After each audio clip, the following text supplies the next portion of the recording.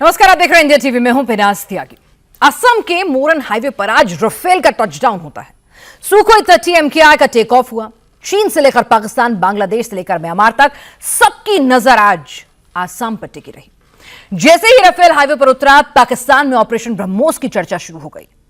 Target Rawalpindi की बात की जाने लगी। पाकिस्तान से लेकर चीन तक आज हर कोई एक ही सवाल पूछ रहा है कि भारत को हाईवे पर फाइटर जेट उतारने की जरूरत क्यों पड़ी। भारत किस चीज की तैयारी कर रहा है? आखिर लोग ऐसा क्यों कह रहे हैं कि मोदी कल नहीं आज के युद्ध की तैयारी कर रहे हैं? आप खुद इस रिपोर्ट से समझिएगा। हाईवे पर राफेल का टचडाउन।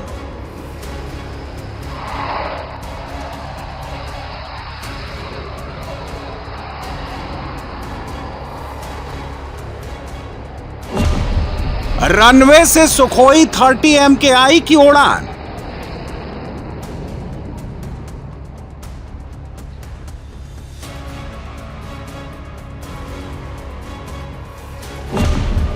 एडवांस्ड लाइट हेलीकॉप्टर की लैंडिंग।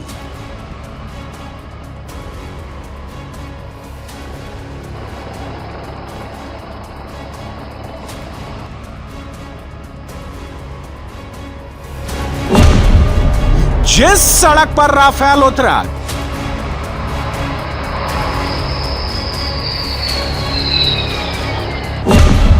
जिस सड़क से सुखोई ने उड़ान भरी,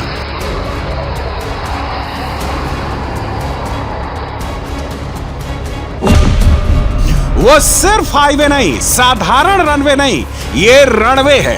हिंदुस्तान की युद्ध की तैयारी का डिस्प्ले है।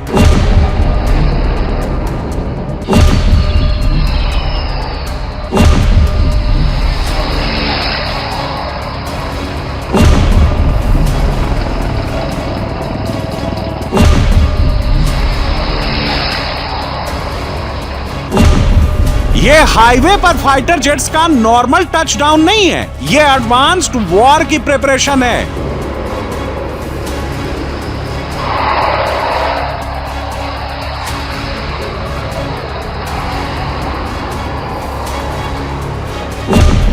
,500 मीटर की शॉर्ट स्ट्रिप पर फाइटर जेट की उड़ान कल की नहीं, आज के युद्ध की तैयारी है।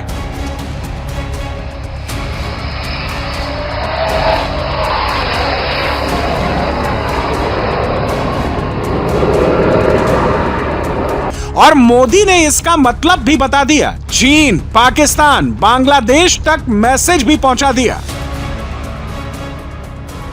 जब मैं वायुसेना के विमान से मोरान के हाईवे पर उतरा, रनवे पर नहीं, हाईवे पर विमान से उतरा।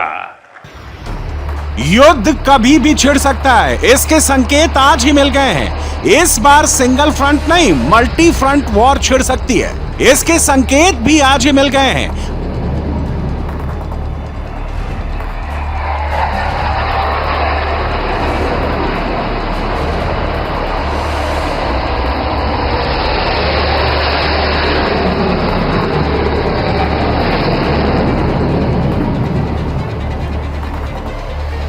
असम की मोरन एयर स्ट्रिप पर जब राफेल अपनी ताकत दिखा रहा था,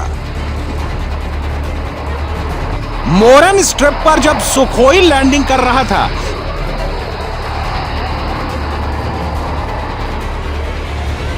तब मोदी के ठीक बगल में air chief marshal AP Singh बैठे थे।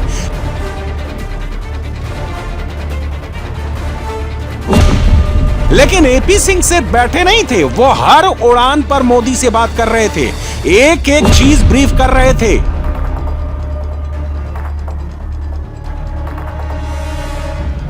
राफेल ने जब अपना फॉर्मेशन दिखाया, टचडाउन किया,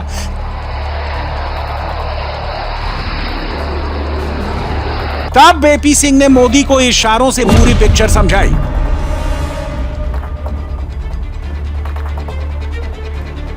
सुखोई ने जब उड़ान भरी, AN-32 ने जब लैंडिंग की, तब भी AP सिंह ने फ्यूचर वॉर की पिक्चर ब्रीफ की। लेकिन बात यहीं पर खत्म नहीं हुई।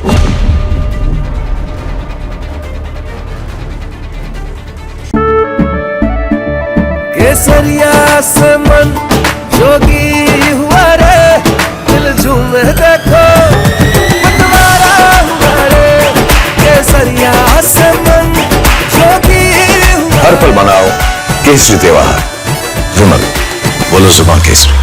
एपी सिंह ने सिर्फ मोरन एयर स्ट्रिप की बात नहीं की, एयर चीफ ने आज ही मोदी को बता दिया कि युद्ध होगा तो क्या होगा, कैसे होगा, हमला कहां से करना है, डिफेंस कहां से करना है, पूरी पिक्चर फ्रेम टू फ्रेम समझाई है। एपी सिंह ने सबसे पहले पीएम मोदी को मैप लगाकर मोरन एयर स्ट्रिप की ब्रीफिंग की, इसकी स्ट्रेटेजिक लोकेशन बताई। इसके बाद एयर चीफ एपी सिंह असली पिक्चर पर आ गए। मोदी के सामने नॉर्थ ईस्ट का मैप आ गया। इसमें असम दिख रहा है, नागालैंड दिख रहा है, मणिपुर है, मिजोरम है और रेड कलर में बांग्लादेश का मैप है, म्यांमार है और एलएसी है। एपी सिंह ने आज ही मोदी को बता दिया कि मल्टी फ्रंट पर वॉर हुई तो क्या होगा। एपी सिंह ने आज ही बता दिया कि कौन सी स्ट्रेटेजिक लोकेशन किस काम आएगी, क्योंकि अगर युद्ध छिड़ गया तो ब्रीफिंग का टाइम नहीं मिलेगा, उस वक्त तो सिर्फ अटैक होगा।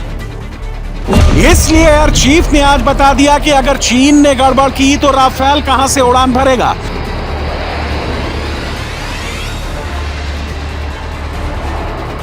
बांग्लादेश ने कोई हिमाकत की तो सुखोई किस स्ट्रिप से अटैक करेगा।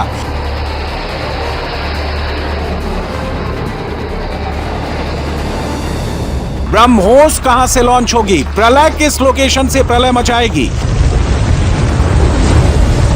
अब आज के युद्ध की तैयारी का दूसरा सैंपल लीजिए। रनवे पर रणवे के डिस्प्ले की पूरी स्टोरी समझिए।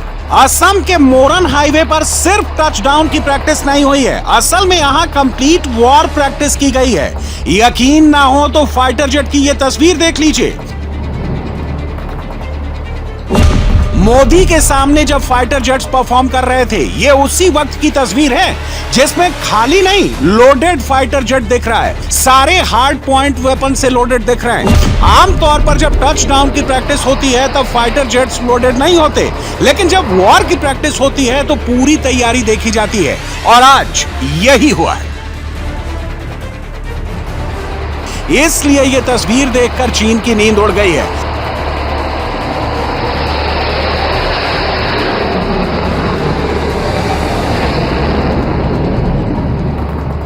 राफेल की लैंडिंग देखकर ढाका से लेकर बीजिंग तक खलबली मच गई है।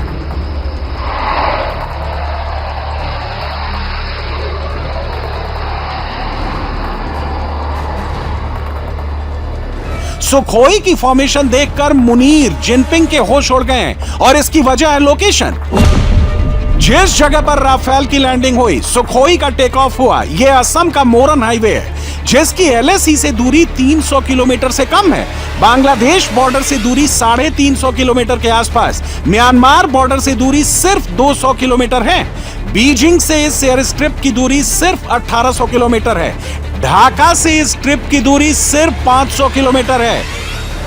चीन से आज वॉर की सिचुएशन नहीं है, बांग्लादेश से जंग जैसे हालात नहीं है, फिर भी भारत ऐसे युद्ध की तैयारी कर रहा है जो कभी भी छिड़ सकता है। इंडिया इस बार सिंगल फ्रंट नहीं 3 फ्रंट वॉर के लिए रेडी हो रहा है। यह बात अब बिल्कुल क्लियर हो गई है।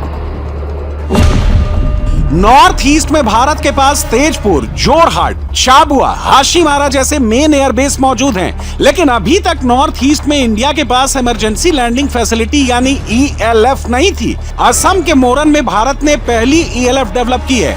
4.2 किलोमीटर लंबी इस एयर स्ट्रिप को बनाने में 100 करोड़ रुपए की लागत आई है, जो वॉर सिचुएशन में नॉर्थ ईस्ट के एयरबेस के लिए इमरजेंसी सपोर्ट का काम करेगी।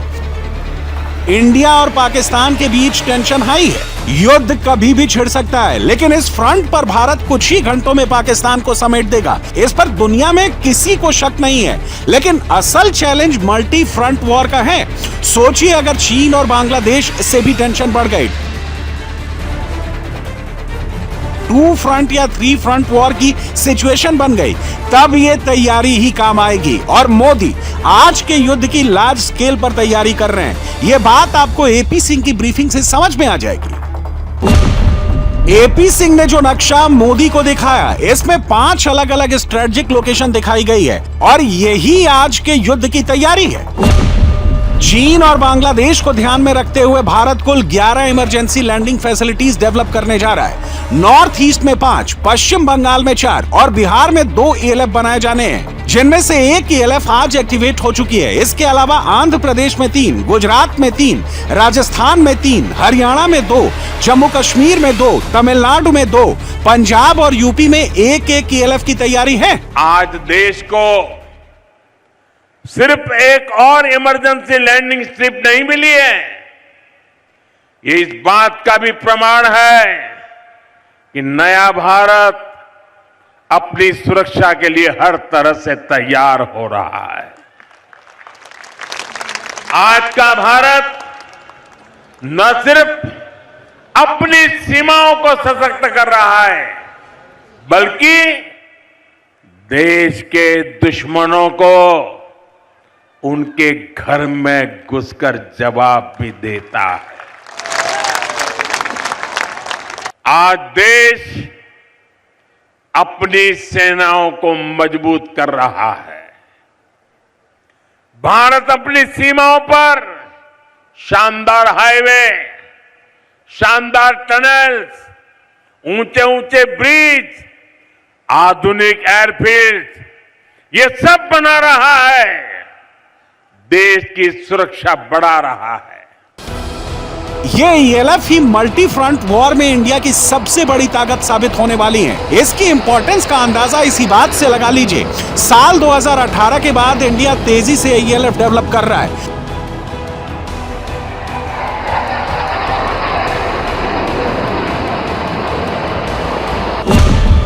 अभी इंडिया के पास 5 ऑपरेशनल इमरजेंसी लैंडिंग फैसिलिटीज मौजूद हैं। जम्मू कश्मीर के बिजबेड़ा, आंध्र केसरिया से मन जोगी हुआ रे, दिल झूमे देखो पतवारा हुआ रे, केसरिया से मन जोगी हुआ। हर पल मनाओ केसरी त्योहार, विमल बोलो जुबान केसरी।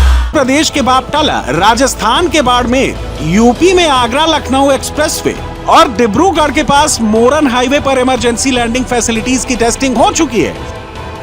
एक के बाद एक India emergency landing facilities develop कर रहा है, हाईवे पर फाइटर जेट उतार रहा है। इसका मतलब साफ है कि युद्ध की तैयारी शुरू हो चुकी है। यह युद्ध कभी भी छिड़ सकता है और उस वक्त ये ELF एयर फोर्स की लाइफलाइन बनेगी। ये क्यों कहा जा रहा है, मल्टी फ्रंट वॉर के एंगल से आपको समझा देते हैं।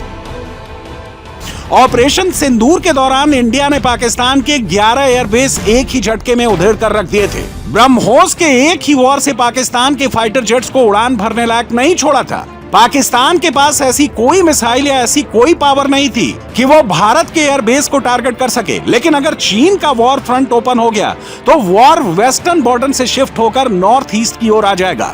ऐसी सिचुएशन में चीन भारत के एयरबेस को निशाना बना सकता है। ऐसी सिचुएशन में ये इमरजेंसी लैंडिंग फैसिलिटीज एयरफोर्स की ताकत बढ़ाएंगी।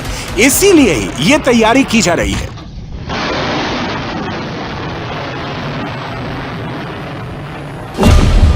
इंडियन एयरफोर्स की सबसे बड़ी ताकत राफेल और सुखोई 30 MKI हैं। राफेल की स्क्वाड्रन हरियाणा के अंबाला और पश्चिम बंगाल के हाशिमारा में तैनात है। अगर चीन वाला वॉर फ्रंट ओपन हुआ तो चीन हाशिमारा एयरबेस को टारगेट कर सकता है। नॉर्थ ईस्ट के तेजपुर, जोरहट, चाबुआ जैसे एयरबेस को निशाना बना सकता है। ऐसी सिचुएशन में नॉर्थ ईस्ट और बिहार में बनाई जाने वाली 11 इमरजेंसी लैंडिंग फैसिलिटीज एयरफोर्स को बैकअप सपोर्ट देंगी। हाईवे पर बनी इन स्ट्रिप से राफेल टेक ऑफ और लैंडिंग कर सकेगा।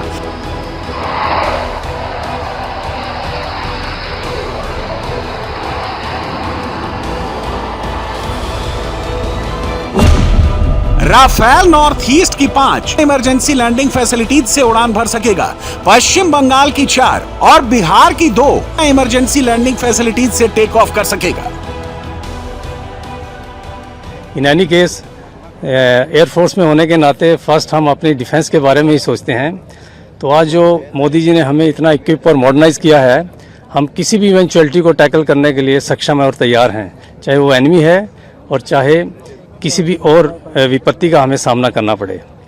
और नेचुरली हमारा यही रहता है कि हम अगर ज़्यादा if we more sweat in peace we have to not to bleed in war, basically we have to bleed the enemy in war. Fighter jets की और मिसाइल्स की स्पीड देखो तो दूरी कोई मैटर नहीं करती ज़्यादा। तो हम अब तो डीप, चाहे चाइना है या कोई अदर कंट्री है, उनको भी स्ट्राइक करने में सक्षम है। आपने अभी ऑपरेशन सिंदूर में देखा ही होगा कि कहाँ से हमने टेक ऑफ करके कहाँ तक मिसाइल अपनी छोड़ी, उनको कर सके। तो आजकल ये तो बॉर्डर बहुत ही नज़दीक है चाइना का। तो हालांकि हमें किसी से ऐसी जाति दुश्मनी नहीं है, बट नेचुरली हमें अगर अपना बॉर्डर डिफेंड करना पड़े तो हम कभी भी पीछे नहीं हटेंगे।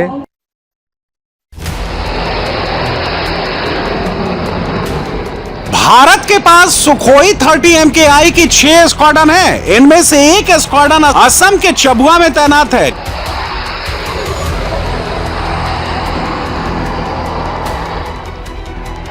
चबुआ एयरबेस से इमरजेंसी लैंडिंग फैसिलिटी मोरन की दूरी सिर्फ 70 किलोमीटर है। टू फ्रंट वॉर में चीन इस लोकेशन को जाम करने की कोशिश कर सकता है। तेजपुर, जोरहाट को टारगेट कर सकता है। लेकिन चीन ने अगर ऐसी हिमाकत की, चबुआ एयरबेस को डिस्टर्ब किया, तो सुखोई सिर्फ 70 किलोमीटर दूर मोरन हाईवे से उड़ान भर पाएंगे, चीन में जाकर तबाही मचाएंगे।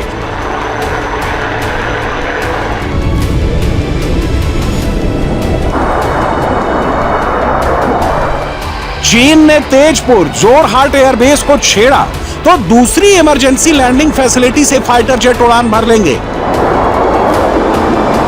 यही वजह है कि नॉर्थ ईस्ट में इमरजेंसी लैंडिंग फैसिलिटी पर इंडिया का पूरा फोकस है और इसी ने चीन की नींद उड़ा दी है। जिनपिंग के होश उड़े हुए हैं।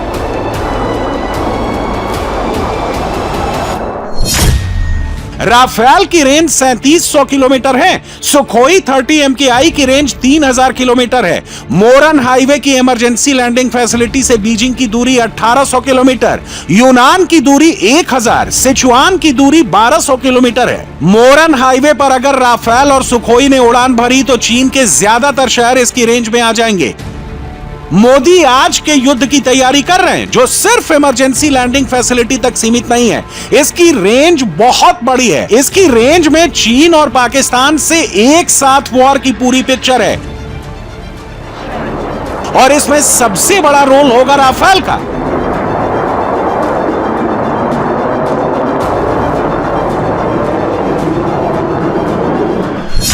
इंडियन एयरफोर्स के पास 36 राफेल पहले से मौजूद हैं। 26 राफेल फाइटर जेट्स के मरीन वर्जन का ऑर्डर दिया जा चुका है। 114 नए राफेल की डील साइन हो चुकी है। यानी इस बार मोदी पाकिस्तान पर 36 नहीं, पूरे 176 राफेल से अटैक करेंगे। लेकिन इस बार पाकिस्तान में मचने वाली तबाही पहले से कहीं भयंकर होगी। इसकी चर्चा पाकिस्तान में दिन रात हो रही है और इसकी वजह है राफेल का महाघातक वर्जन।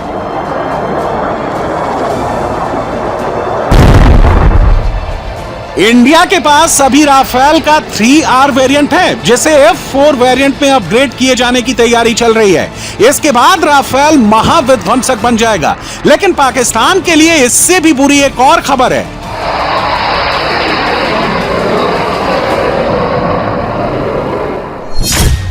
भारत की फ्रांस के साथ 114 राफेल की डील करीब 3.25 लाख करोड़ रुपए में हुई है। इस डील में राफेल फाइटर जेट के अंदर ब्रह्मोस के नेक्स्ट जनरेशन वेरिएंट को ऐड करने पर सहमति बन गई है। फ्रांस ने इसे लेकर ग्रीन सिग्नल दे दिया है। कहा जा रहा है कि 114 राफेल में वेपन इंटीग्रेट करने की पूरी छूट इंडिया को मिलेगी। ऑपरेशन सिंदूर के दौरान इंडियन एयरफोर्स ने राफेल से स्कैल्प मिसाइल दागी थी। राफेल से ही हैमर बम दागे थे। इन दो हथियारों से ही जैश का हेडक्वार्टर और लश्कर का अड्डा तबाह हो गया था। पाकिस्तान का चाइनीज एयर डिफेंस सिस्टम इनके आगे कबाड़ बन गया था। राफेल फाइटर जेट्स में कुल 14 हार्ड पॉइंट हैं। राफेल के 5 हार्ड पॉइंट में बम फिट किए जा सकते हैं। इसके अलावा दूसरे हार्ड पॉइंट में हवा से हवा में मार करने वाली मिटियोर मिसाइल, हवा से जमीन पर मार करने वाली scalp missile, hammer missile, AM-39 Exocet antiship missile fit की जा सकती है। सोचिए, अगर राफेल में स्वदेशी ब्रह्मोस एनजी लग गई तो पाकिस्तान का क्या होगा? राफेल और ब्रह्मोस की जुगलबंदी से मुनीर के आतंकी अड्डों का क्या होगा? पाकिस्तान में कितनी तबाही मचेगी?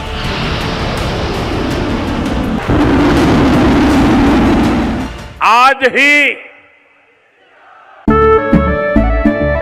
केसरिया से मन जोगी हुआ रे, दिल झूमे देखो पतवारा हुआ रे, केसरिया से मन जोगी हुआ। हर पल मनाओ केसरी त्योहार।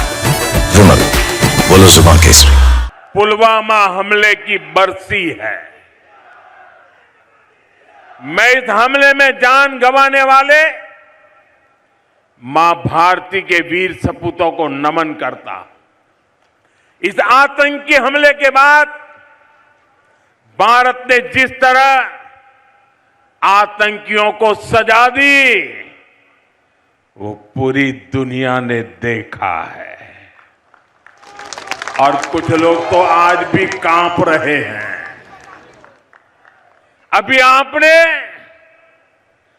भारत की ये शक्ति ऑपरेशन सिंदूर में भी देखी है। ऑपरेशन सिंदूर के दौरान भारत ने पाकिस्तान के 11 एयरबेस तबाह किए थे। उस वक्त भारत ने सुखोई 30 MKI का यूज किया था। सुखोई 30 MKI में ब्रह्मोस इंटीग्रेटेड है, लेकिन अब यही पावर राफेल को भी मिलने जा रही है। राफेल की अभी 2 स्क्वाड्रन बंगाल और हरियाणा में तैनात है। बंगाल की स्क्वाड्रन चीन को ध्यान में रखते हुए बनाई गई है। हरियाणा की स्क्वाड्रन का टारगेट पाकिस्तान है। 114 राफेल मिलने के बाद कम से कम 6 स्क्वाड्रन बढ़ जाएंगे। चीन, पाकिस्तान, बांग्लादेश बॉर्डर पर राफेल की पहरेदारी भी बढ़ जाएगी। ईरान ने अमेरिका की शर्तें नामंजूर कर दी हैं। खामेनेई ने परमाणु बम बनाने का सामान ट्रंप को देने से साफ इनकार कर दिया है। नाराज ट्रंप ने बहुत बड़ा जंगी बेड़ा ईरान पर हमले के लिए भेजा है। अमेरिका ने एक रहस्यमयी हथियार भी भेजने की बात कहकर पूरे मिडिल ईस्ट में तबाही के संकेत दे दिए। युद्ध शुरू होने से पहले खामेनेई ने ट्रंप से मुलाकात की पेशकश की है। खामेनेई से ट्रंप नहीं मिलेंगे, अब क्या बम ही बम चलेंगे। ऐसा क्यों कह रहे हैं, इस रिपोर्ट से देखिए।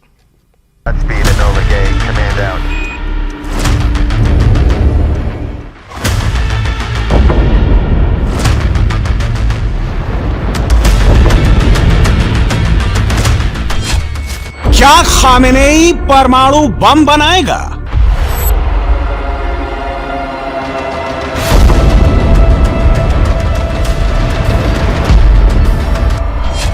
क्या खामेनेई परमाणु के लिए महायुद्ध कराएगा?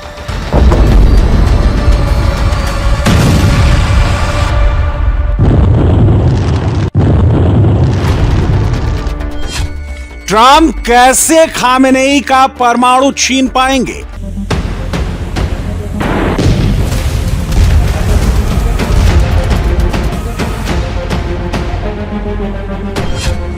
खामेनेई के पास परमाणु बम आ गया तो अमेरिका का क्या होगा?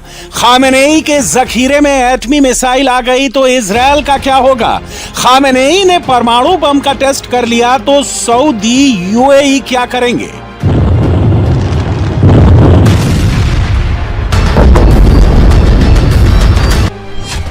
मिडिल ईस्ट में ट्रंप के दुश्मन नंबर 1 खामेनेई है। सऊदी, यूएई और इजराइल उनके सबसे करीबी दोस्त हैं। सभी ट्रंप को आगे कर खामेनेई का परमाणु हड़पना चाहते हैं। ट्रंप ने इनसे वादा किया है वो खामेनेई की परमाणु ताकत को एक बार में हमेशा के लिए खत्म कर देंगे।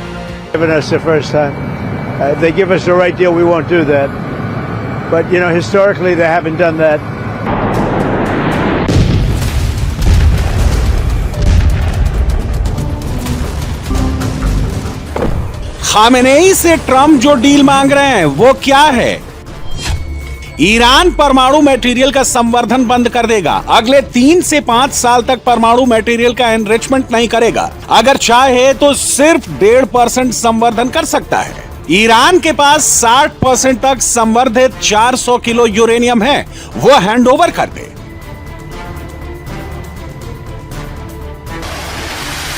अगर खामेनेई ये डील मान लेते हैं तो ट्रंप हमला नहीं करेंगे। खामेनेई ने बिना डरे बेहिचक ट्रंप की डील नामंजूर कर दी है।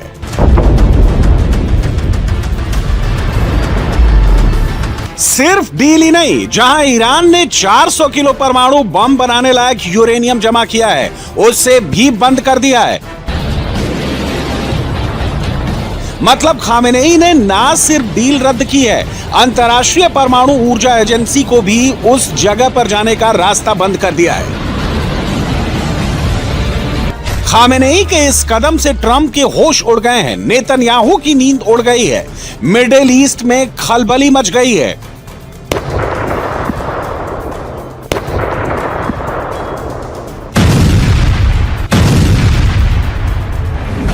ट्रंप के पास अब युद्ध के सिवा कोई विकल्प नहीं बचा है। खामेनेई का परमाणु मटेरियल छीनने के लिए ट्रंप को युद्ध ही करना पड़ेगा। खामेनेई की परमाणु मशीनरी कहां कहां पर है जहां तबाही का एटमी मटेरियल एनरिच किया जाता है। नतांज ईरान का सबसे बड़ा एनरिचमेंट सेंटर है। यहां अंडरग्राउंड यूरेनियम एनरिचमेंट फैसिलिटी है, जहां सेंट्रीफ्यूज के जरिए 60% तक यूरेनियम संवर्धन किया जाता है। नतांज राजधानी तेहरान से 220 किलोमीटर दक्षिण में स्थित है। फोर्डो खामेनेई का सबसे रहस्यमय परमाणु संवर्धन केंद्र है। यह पहाड़ के 80 से 90 मीटर नीचे बना है। इसे खामेनेई का अभेद्य परमाणु किला माना जाता है। कौम शहर से 32 किलोमीटर दूर है। इस्फहान में ईरान का सबसे बड़ा परमाणु रिसर्च कॉम्प्लेक्स है। ये येलो लेक को यूरेनियम हेक्साफ्लोराइड, जिसे UF6 के नाम से जाना जाता है, उसमें बदलती है। नतांज के दक्षिण में एक जगह है, पिकैक्स माउंटेन। यहां ईरान ने नई अंडरग्राउंड परमाणु फैसिलिटी विकसित की है। अमेरिका, इजराइल और नाटो अगर यहां बड़ा से बड़ा बंकर बस्टर बम या मिसाइल मारे, तब भी खामेनेई के परमाणु अड्डे का बाल बांका नहीं कर सकते। अब ट्रंप के पास क्या ऑप्शन है? वो खामेनेई का परमाणु मटेरियल कैसे छीन सकते हैं? वो खामेनेई को कैसे परमाणु बम बनाने से रोक सकते हैं? The president's told his entire senior team that we should be trying to cut a deal that ensures the Iranians don't have a nuclear weapon. But if we can't cut that deal, then there's another option on the tables. Well, look, I mean, if the Iranian people want to overthrow the regime, that's up to the Iranian people. What we're focused on right now is the fact that Iran can't have a nuclear weapon. That's been the focus of the president's policy, even going back to the first administration. अब Trump के सामने दो ही विकल्प हैं। Khamenei के खिलाफ Tehran में एक बड़े खुफिया ऑपरेशन को अंजाम दें, खामेनेई को मादुरो की तरह उठवा लें। दूसरा विकल्प है, पहले ईरान पर भीषण हमला करें, IRGC के तमाम अड्डों को बमबारी से तबाह करें, ईरान की मिसाइल फैसिलिटी को बर्बाद करें, फिर ईरान के अंदर सैन्य ऑपरेशन को अंजाम देकर खामेनेई का खात्मा करें। ट्रंप भी समझ गए हैं कि मिडिल ईस्ट में अपनी ताकत को बचाना है तो ईरान में रिजीम चेंज करने के अलावा कोई विकल्प नहीं है। ईरान में रिजीम चेंज वेनेजुएला की तरह नहीं हो सकता है। खामेनेई कोई मादुरो नहीं है और ईरान ना ही वेनेजुएला है। रिपोर्ट के मुताबिक पेंटागन ने ट्रंप को सीक्रेट रिपोर्ट दी है। तेहरान में ऑपरेशन लंबा चलेगा। खामेनेई और उनके वफादारों को वहां से खत्म करने में हफ्तों लग सकता है।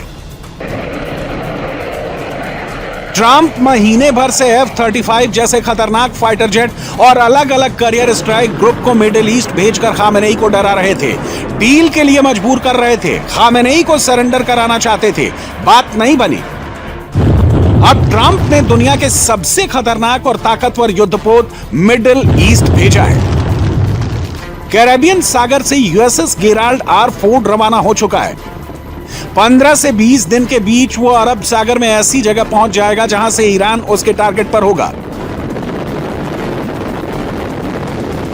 USS गेराल्ड फोर्स को भेजने का मतलब साफ है, अब मिडिल ईस्ट में महायुद्ध को टाला नहीं जा सकता। अब ईरान से युद्ध होगा। USS गेराल्ड परमाणु ऊर्जा से चलता है। 75 से ज्यादा फाइटर इससे उड़ान भरकर ईरान पर हमला कर सकते हैं। इस जंगी बेड़े में F-18 super hornet fighter jet और E-2 हॉक आई जैसे अर्ली वार्निंग विमान शामिल हैं। USS गेराल्ड में एडवांस रेडार सिस्टम भी लगा है जो हवाई ट्रैफिक और नेविगेशन को कंट्रोल करने में मदद करता है। जनवरी में अमेरिका के कमांडो इसी युद्धपोत में मादुरो को पकड़कर ले गए थे। अब खामेनेई की बारी है। Well, it seems like that would be the best thing that could happen. For 47 years they've been talking and talking and talking. In the meantime, we've lost a lot of lives while they talk, and legs blown off, arms blown off, faces blown off. It's been going on for a long time, so let's see what happens. In the meantime, we have Meantime, we have tremendous power has arrived, and additional power, as you know, another carrier is going out shortly. So we'll see it how. If we could get it settled for once and for all, that would be good. ऐसा बहुत कम होता है जब America middle east में दो carrier strike group भेजता है। 8 महीने पहले जून में ट्रंप के आदेश पर 2 कैरियर स्ट्राइक ग्रुप अमेरिका ने अरब सागर में उतारे थे। तब ईरान पर बड़ा हमला किया था। अब फिर यूएसएस अब्राहम लिंकन के साथ साथ America USS Gerald R Ford को उतार रहा है। क्या फिर ईरान पर बड़े हमले का ग्रीन सिग्नल इसे माना जाए? USS Gerald R Ford electromagnetic warfare में दुनिया का सबसे खतरनाक युद्धपोत है। न्यूक्लियर पावर से चलने वाला यह युद्धपोत स्टील्थ टेक्नोलॉजी पर काम करता है। इसकी सबसे बड़ी ताकत इलेक्ट्रोमैग्नेटिक एयरक्राफ्ट लॉन्च सिस्टम है, जो फाइटर जेट को मैग्नेटिक वेव्स पर लॉन्च करता है।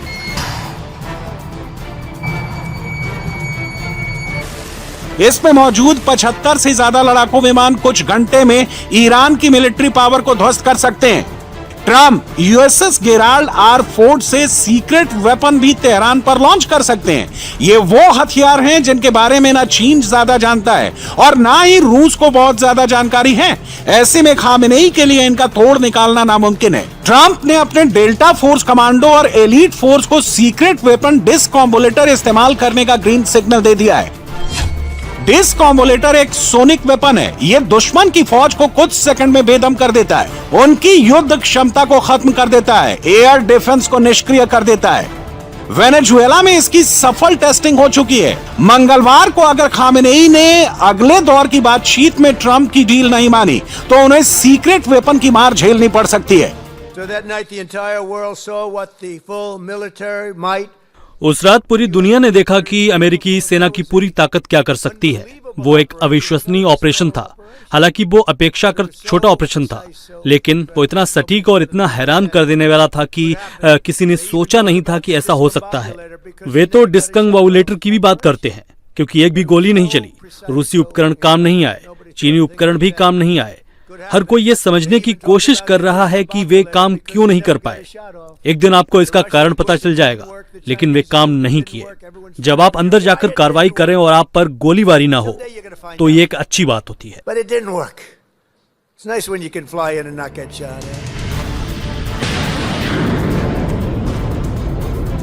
ईरान मंगलवार को फिर परमाणु के मुद्दे पर अमेरिका से बातचीत करेगा। ईरान ने साफ कह दिया है कि वो ट्रंप की मांगों के आगे सरेंडर नहीं करेगा। ईरान बातचीत के जरिए और ज्यादा वक्त लेकर अपनी सैन्य तैयारियों को बढ़ा रहा है। मिसाइलों और कामिकाजे ड्रोन को स्ट्रेटेजिक पोजीशन पर तैनात कर रहा है। ایران ما در مقابل زیادخواهی های آنها سرخم نخواهد کرد.